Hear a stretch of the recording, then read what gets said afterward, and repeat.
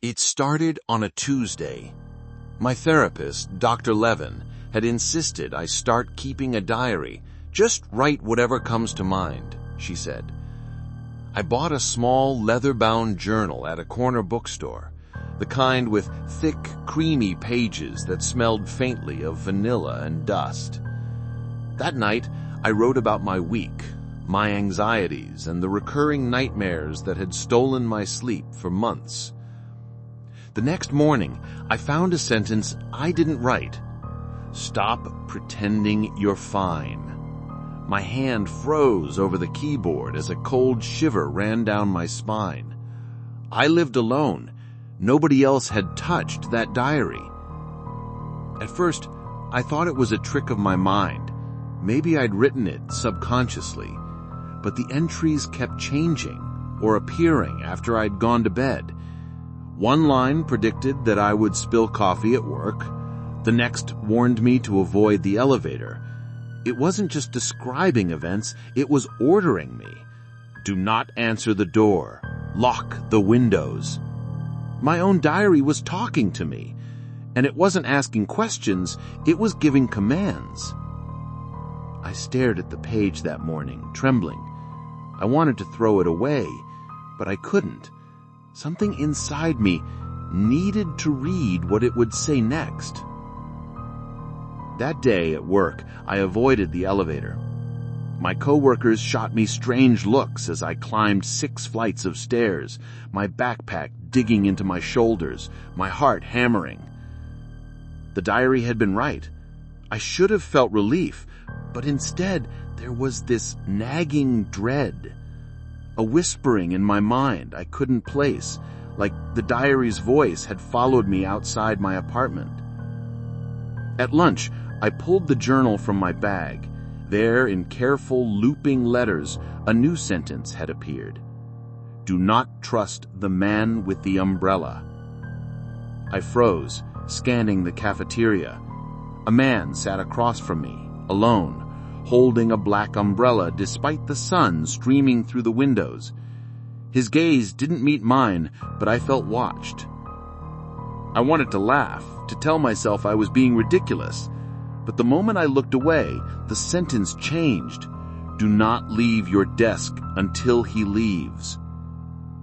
My fingers shook as I typed a quick message to Dr. Levin, describing the diary's behavior. Her reply was calm, almost too calm. No one. I didn't feel safe. That evening I returned home and sat cross-legged on the floor, the diary open before me. I wrote about the day, about the man with the umbrella, the dread crawling under my skin, the feeling that something was watching from the corners of my apartment. I wrote fast, barely stopping to breathe. When I finished, I leaned back and stared. A new sentence appeared. He will come tonight. Do not answer. The lights flickered. A cold wind gusted through my living room despite all the windows being shut. My pulse jumped. I wanted to throw the diary across the room, shred it, burn it, but my hands couldn't move. Night fell. I locked every door, every window. The wind outside turned into scratching, then into tapping. Knock, knock, knock. The diary sat open on the floor as if it had grown heavier, heavier with command. Do not open the door. He wants you to. I didn't move. I curled into a ball in the corner. The knocking stopped. Then there was laughter, low, hollow, echoing. My apartment felt wrong. The shadows didn't align with the furniture. My reflection in the window was wrong. It smiled at me. I woke the next morning to find another entry. You listened. Good. Keep listening. The days blurred together. I began to notice small things happening exactly as the diary predicted. The dog barking at the wrong time, the power flickering, my phone ringing with nobody on the line. I stopped going outside unless the diary allowed it. I stopped calling friends. The journal had become the center of my life. I wrote obsessively, trying to keep up with it. Sometimes it felt like a conversation, sometimes like a warning, sometimes like a command. I tried to test it. I ignored a sentence one night. Do not look under your bed. My curiosity was stronger than fear. I knelt, hands trembling, and peeked. Nothing. Just the empty darkness, dust motes floating in the moonlight. Relief. Then I laughed nervously, too loudly. My laughter echoed, and then I heard a whisper from the diary. You shouldn't have done that. From that night, I began to hear it even when I wasn't writing. Sometimes in the shower, sometimes in the quiet hum of my refrigerator, sometimes in the static of the TV when I wasn't even watching. It spoke to me softly, coaxing me, threatening me, promising to reveal things I needed to know. I couldn't stop. I couldn't. I began to notice patterns in my dreams. A man with a black umbrella, a woman's voice whispering my name, shadows stretching impossibly long. Every time I woke, the diary had a new sentence. You saw what was real. Remember it. Then came the instructions. Subtle at first. Place the knife on the counter. Leave the bathroom door unlocked. I complied without thinking. A growing terror hollowed me out. I didn't want to follow the diary, but disobedience caused panic, headaches, nausea, whispered threats I could hear only when alone. Dr. Levin noticed my deteriorating state. Her suggestion, write with intention, ask questions, test reality. I did. I asked, what do you want from me? A page of new entries appeared, all in perfect, neat script, none of it mine. I want you to see.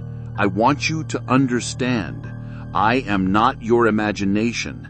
I am the words you cannot say. Days passed. My apartment was filled with stacks of journals. My walls bore hastily scribbled lines of repeated warnings. I rarely slept. I rarely ate.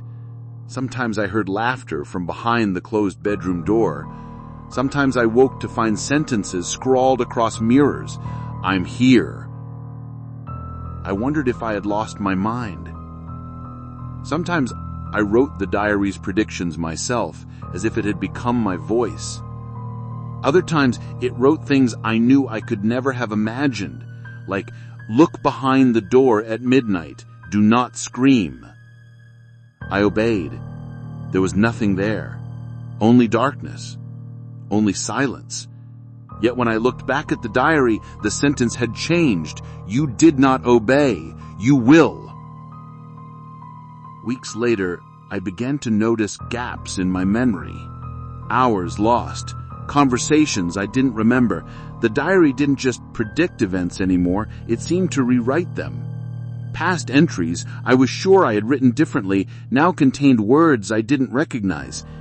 It was reshaping reality, or my perception of it. I tried to destroy it. I burned a page. The flames hissed and bent unnaturally, black smoke curling into the shape of a hand reaching for me. I screamed. The diary survived, unscathed, open on the floor, waiting. The final entry I wrote, at least the last one I remember writing, was a simple question. Who are you? The diary replied immediately. You are me. I am you. And soon you will not remember the difference. I haven't written in it since, but I can feel it. Even now, it whispers through the walls, through the gaps in my mind. Sometimes it writes on its own, even when I am not near it. Sometimes I see its words in reflections, in puddles, in the grain of the wooden floor. I wonder if it has always been here, I wonder if it has always been me. I don't know where I end and it begins. Some nights, I hear the laughter again. Soft, mocking, familiar. I don't know if I should run, destroy it, or just keep writing. I want to sleep. I want to wake. I want to forget. But I can't. Because the diary is waiting.